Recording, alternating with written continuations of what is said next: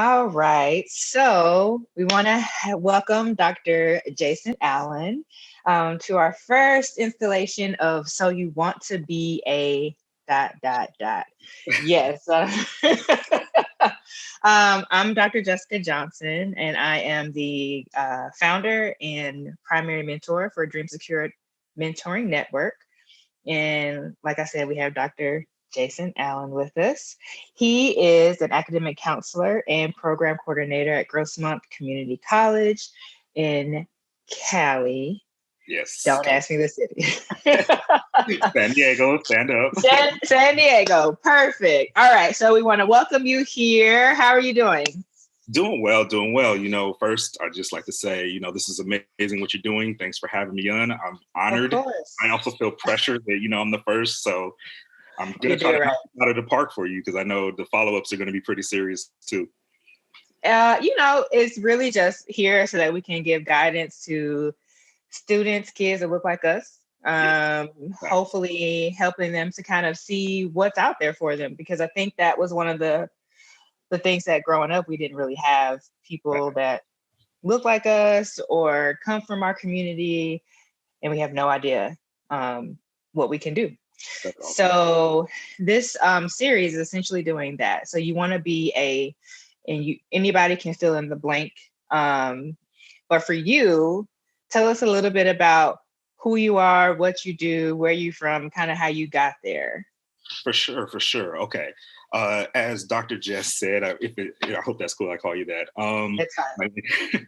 My name is Jason Allen. I'm a native San Diego Californian, born and raised in San Diego. Went to complete my undergrad degree at Morehouse College down in Atlanta, Georgia. My undergrad actually was not in education. I majored in business. At first, I thought I was going to be an accountant. I had it all planned out. I wanted to go work on Wall Street or wanted to have my money. I had it all planned out. I was going to have my high-rise condo by 25, my Lamborghini by 26, 27. Then I got into a couple of accounting classes and realized that, this may not be for me or my talent may not support those dreams. So I switched over to business marketing, which was a bit more people person. I still had some learning to do of myself. Didn't realize that, I need that social interaction a lot to be successful and to love my job. So I switched over to business marketing and spent some time in the business world. I've done everything from customer service management to sales, dabbled in a little bit of real estate. And then I decided to go back and get a master's degree out here in San Diego, California at the University of San Diego. And that was in K12 Special Education. Thought I was going to be a high school teacher there for a while, but then kind of fell in love with education and decided to go all the way and get my doctorate. It's an EDD in education leadership, which led me into the higher education world as an academic counselor. Just a little backstory. All of my people on my mother's side are all educators, but I was kind of running from that. It was my calling. Yeah. I was like, to do that. Money, I want to be rich. But it with me. It caught up with me. Well, I'm glad it did. So you're an academic counselor at Grossmont, and it sounds like you kind of have the story of most of us that are, in our careers trying to figure it out. A lot of times we go for the money and we go for the, the degrees that we think will get us the money, and we're not happy. Can you elaborate a little more on actually kind of finding your calling and how that kind of unfolded for you? For sure. So in the business world, the biggest difference between business and academics, business was really cool or working. I'll just put the whole thing under the umbrella of business, sales, customer service management, accounting or finance. A lot of times you're only as good as your latest sale. And it can be a bit shallow. Like, don't get me wrong, or the money can definitely come in easily. I have a lot of friends who I went to Morehouse with who, definitely in the high six figures now, doing really, really well. But, for me, if it's not your calling, the money's not going to matter as much. Not going to matter. It's not going to matter. Yeah. I had to figure out the hard way. I was doing well, but you know how you wake up on Monday morning and cry a little bit, the little tear rolled out? Just a little. Well, Sunday night. Because you go on and it's not a fit, Right. What your fit is. And, I've always been the type of person, if I was being honest with myself when I was working in sales, or for example, I wasn't necessarily a great salesman. I was great with people, which led to sales happening for me. So it was my people person aspect that was allowing me to do well in that field. But you could still tell, like, I was a kind of a fish out of water and I didn't really belong. Well, around 2008, the Great Recession happened, the economy fell out, and, I was laid off from my job and kind of like lost, like, what am I going to do? I only had my bachelor's degree at the time. So, I decided to go and take my unemployment benefits and go back to school and master's and a doctorate back to back in education. Wow. And, I did a little soul searching as well. There were some hiring agencies or some job agencies that kind of helped me determine what my next step was going to be, because I still wasn't looking at education at the time. And, I took this assessment. So if you guys ever, like, when you're on campus, wherever you are, high schools have them, trust your career counselors and your career centers, because they have really good tools. They can't necessarily tell you exactly what you need to be or what you need to major in, but they can get you in your ballpark. So this one assessment I took, I remember it gave me results of 5 career choices that I should be looking at. One was like middle school teacher. The other one was high school teacher. One was like a high school counselor. The other one was like an administrator.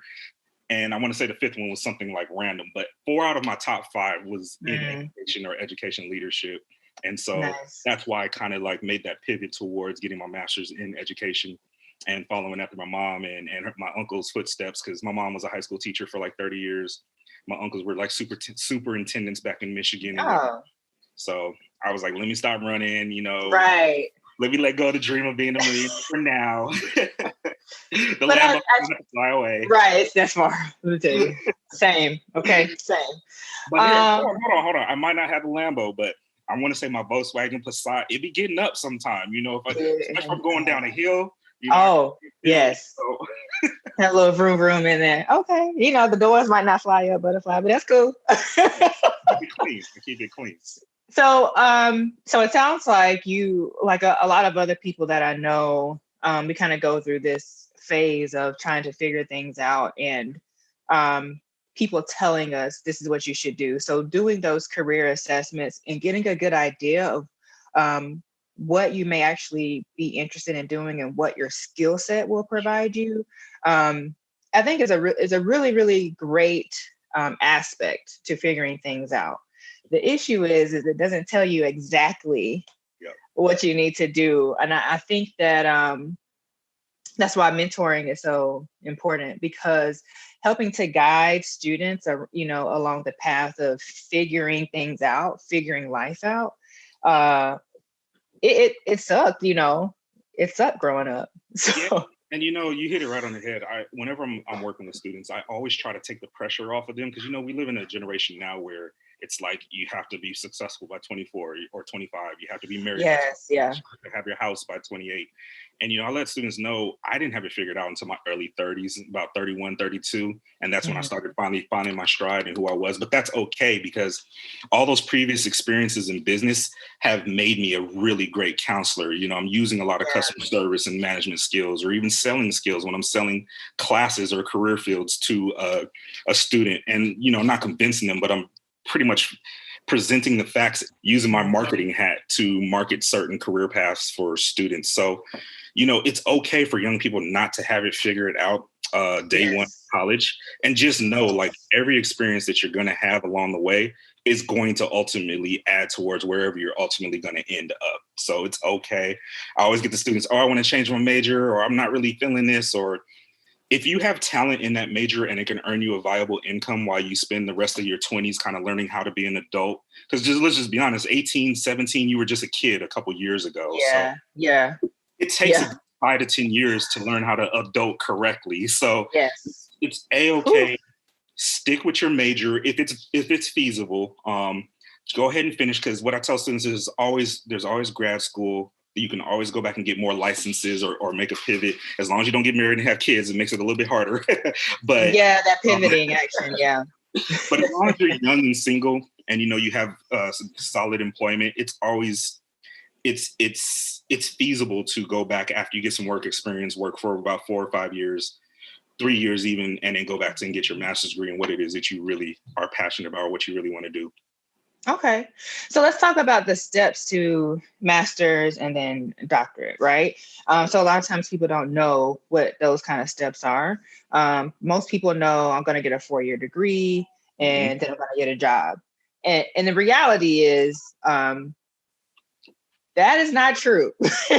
Well, let me rephrase. You will get a job. Will that job help you pay for your student loans if you have them? Depending on what your bachelor degree is in, right? Very true. Very true. Like I have a bachelor's degree in biology. The Kind of piece of paper looks great, They're like, good luck, good luck. right.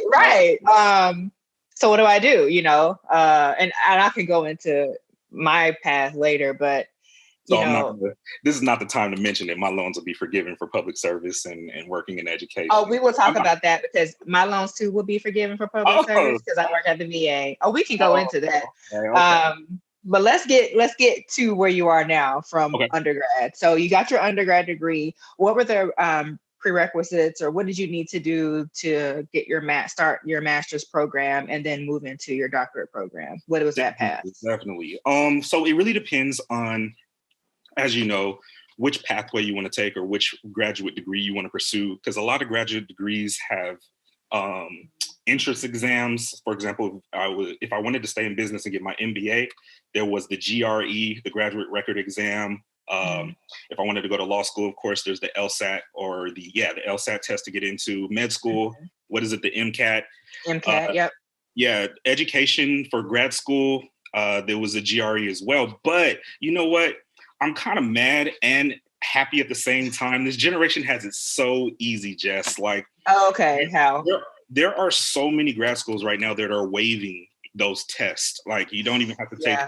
I think I've heard of a couple law schools where the LSAT isn't even really looked at, or the GRE for a couple of business schools are being waived right now. I don't know if it's because of COVID and what's going on in the world or the pandemic slowing down, but that was just bananas to me because I remember all the long nights or long days in preparing for that dang test. Yes. I think I took the GRE and the business version, and it was ridiculous. So anybody who's planning to go to grad school, is just really finding out which tests that they want, how to prepare. And the thing I loved about grad school is so much easier in my book than undergrad, because undergrad, they approach it as far as weeding people out. Yeah. You got to take all these general education classes, stuff that you may not be passionate about. Whereas in grad school, you pretty much studied everything that you cared about. So in grad school, I was only looking at like child development, student development, educational theory and things like that. And I didn't have to go back and do all the other geometry and biology and all the other stuff. So whatever. Whatever.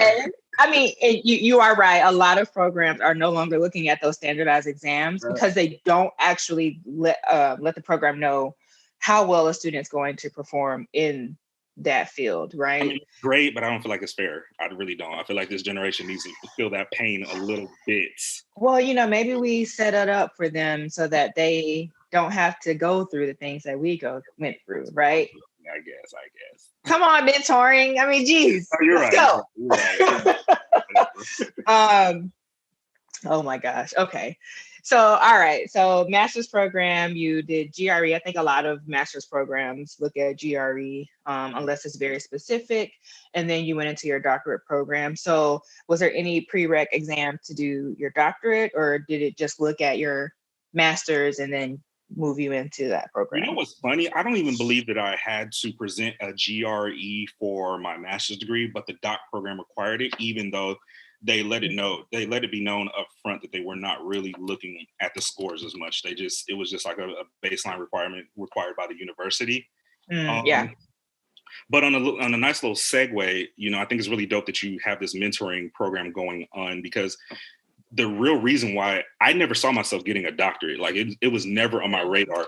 A mentor actually pushed me into the doctorate. Like I was like, what are you talking about? That's crazy. I'm not writing no dissertation or no book.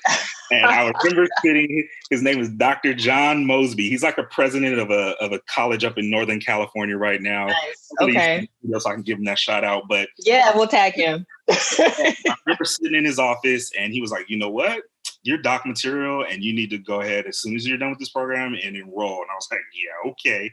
And now 8 years Now later, dang, right. man, he got me.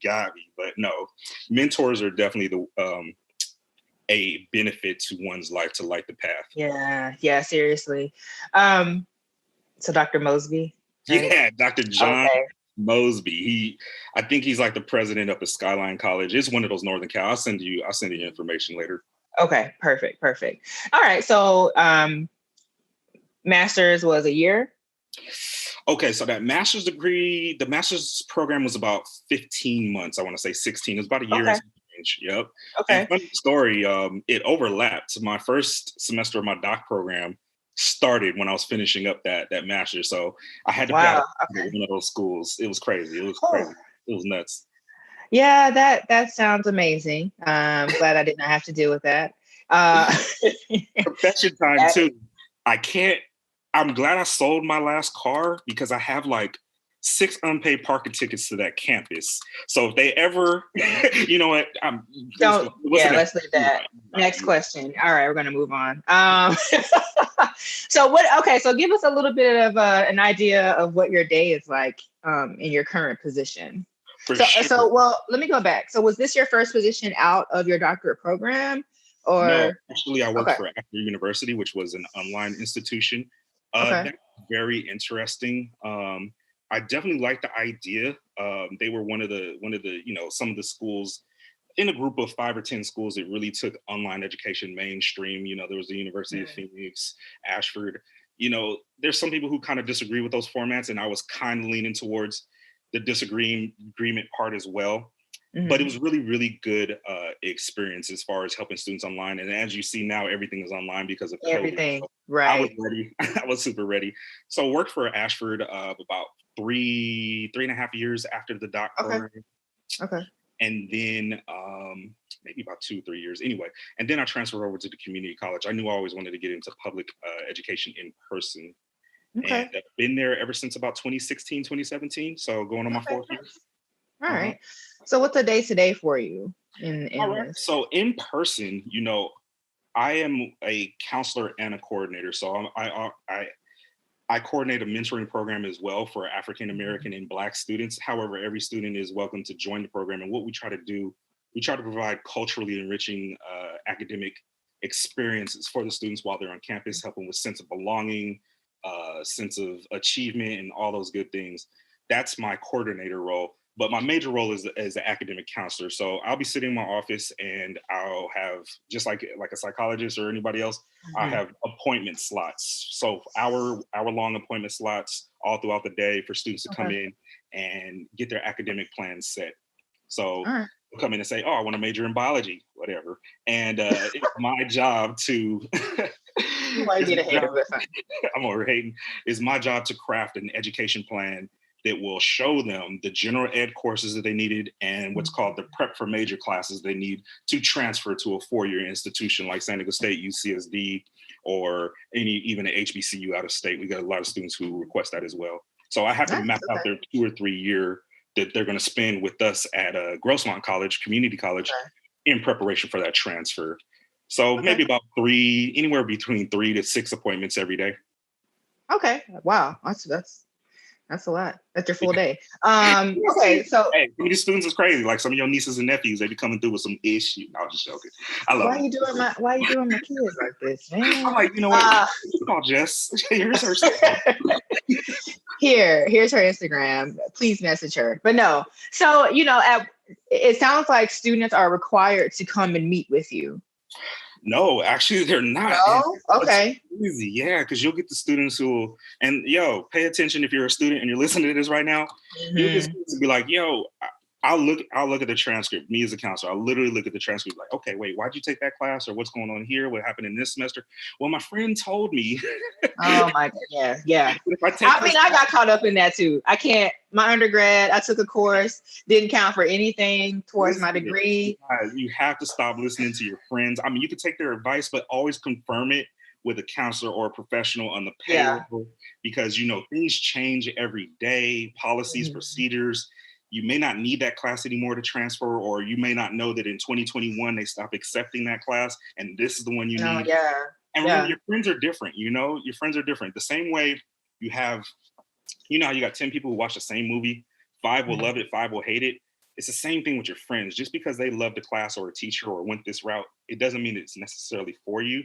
And me as your counselor, I'm gauging all kind of things, like how many hours per week that you work, what your personality types are. I'm looking at your success in math and where do you want to ultimately work. So I know if you want to do international relations and you want to focus on Middle Eastern culture, I know a ton of general education classes that I'm going to fit into your education plan to kind of benefit your future. So talk to your counselor, please. Yeah, you're the, I was going to say MapQuest, but that's dating me. MapQuest, wow. Now, I know you remember before MapQuest came out. No, I don't know what you're talking about. I'm actually very young. Okay. Yes, you are. Yes, you are. Edit that out. No, just kidding. Okay. So it sounds to me like you are pretty fulfilled in your position. And it sounds to me like you're really putting a lot into your students, into their future successes.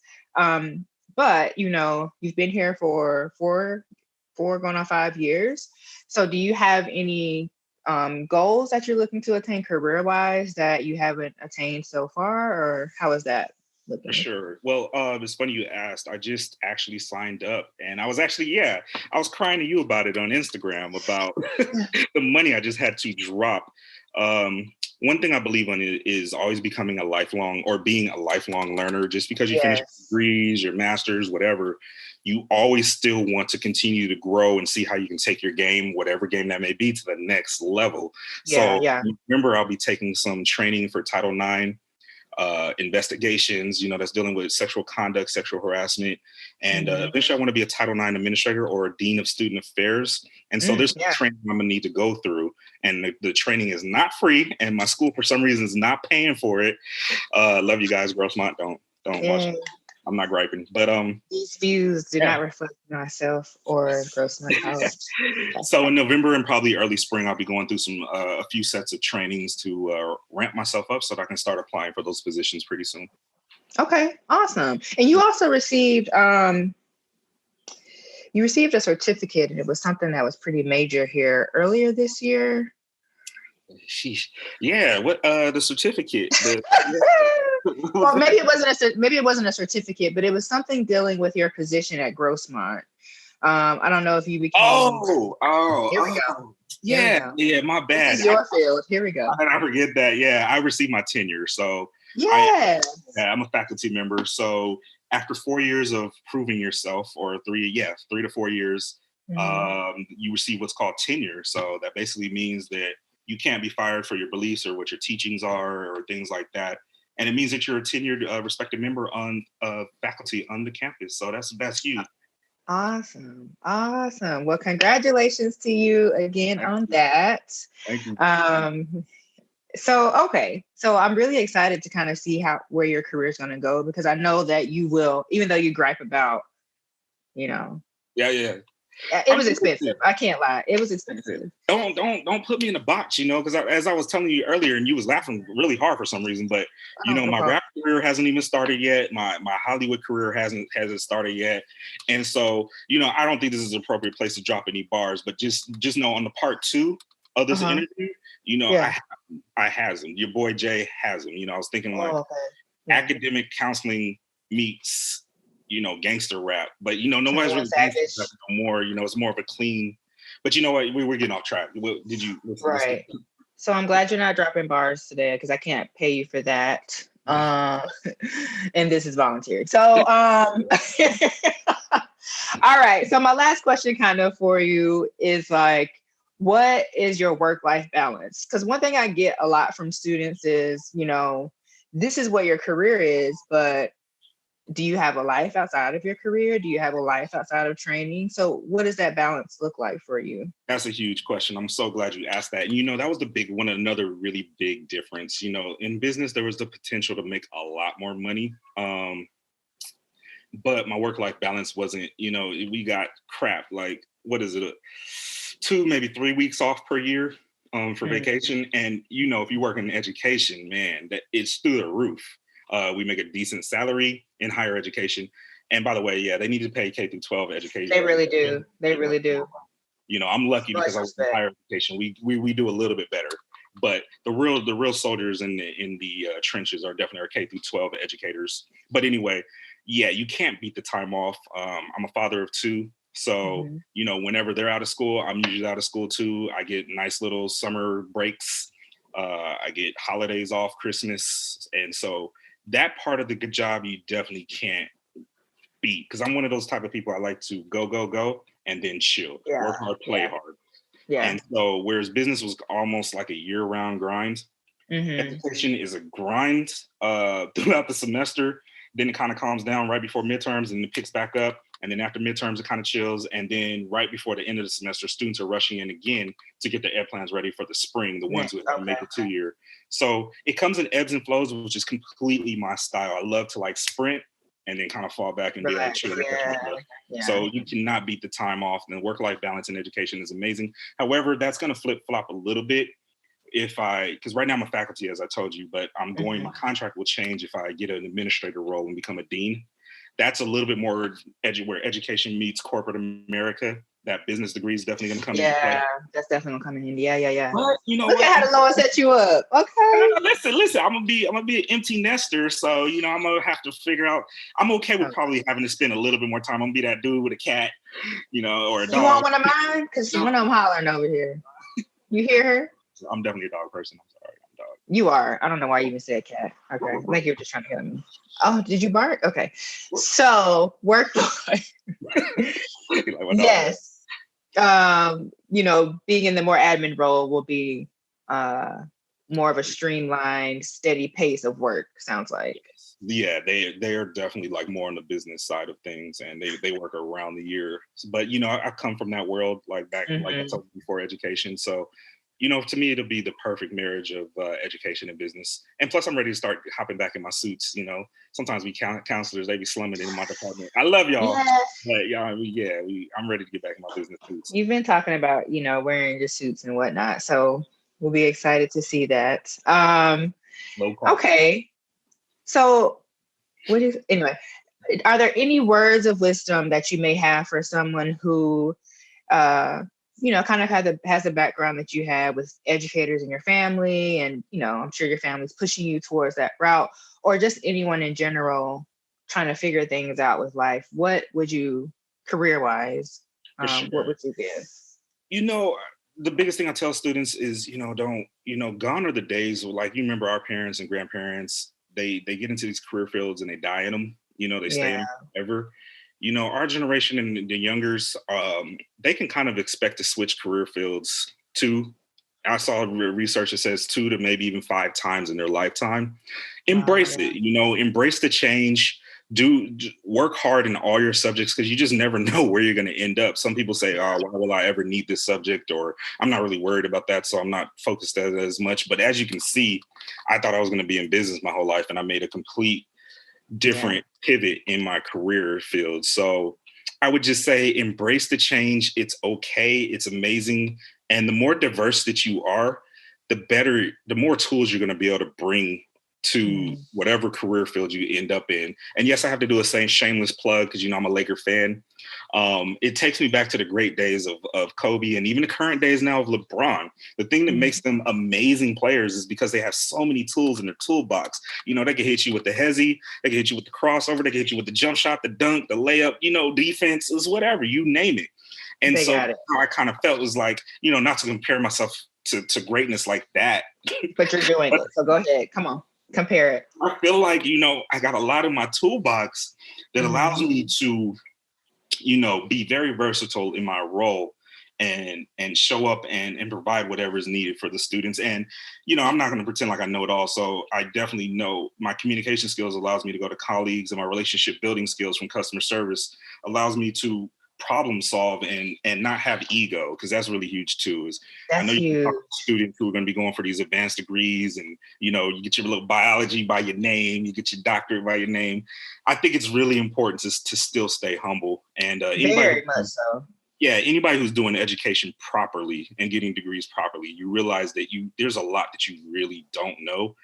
Mm-hmm. And your school should really just be teaching you how to go about learning new things and how to go about your daily. I never in my mind thought like, oh, I know it all now because I got my doctorate. No, it just really gave me the tools to think critically. So yeah, just keep thinking critically and become a lifelong learner, and you'll definitely be okay. That's awesome. Great advice from Dr. J. Hey. But I do want to thank you so much for, sharing your time with us this evening, and giving us your words of wisdom and just kind of showing us your path, and just showing us, that what you're doing is possible. If you would, please give them your socials. If anyone would, if you're fine with that, reach out to you if they have questions, or even if they're in San Diego and they're looking to get into a community program, a community college, to kind of get that stepping stone. And I will say this, so let me just backtrack a little bit, is that I definitely would recommend students going to a community college if possible, especially if you are unsure of what you want to do with your degree, what degree you want to go into. Is that a good kind of? I definitely love what you said. I just really try to stay away from the one size fits all. You were completely correct. If you're a student who might not be sure on what you want to major in, and you may not have the money right now, you want to save time and money, community college is a beautiful route. It's just, I'm an HBCU alum. So if you do kind of have an inkling of what it is that you want to major in, I'm a big proponent of basically, one of my mentors, since we're on the subject of mentoring, Jess is a mentor, so let me talk about my mentor. One of my mentors was like, listen, Harvard is an amazing school, but that doesn't mean it's amazing for you. So as a student, it's pretty much your responsibility to do whatever you can to determine which college is best fit for you. Yeah. Harvard is the best in our country, but it doesn't mean it's the best for you. So you got to find your fit and get in where you fit in, for sure. Definitely. I definitely agree with that. So my email address is Jason without the, so it's JASN Allen, ALLEN @gmail.com. Again, it's JASN ALLEN @gmail.com. Hit me up anytime. If you have any questions, that's what I'm here for. Awesome. Okay, I'm actually going to wrap up at this point because I think you've answered everything that anyone could potentially ask you. I'm very, very appreciative of you taking the time again out to really kickstart our So You Want to Be a whatever your heart desires. I'm really proud of you for securing your dream, so that you're continuing to keep the dream going. And again, we have Dr. Jason Allen, and I am Dr. Jess, and this is Dream Secured Mentoring Network. Hope to see you next time. Appreciate it. All right.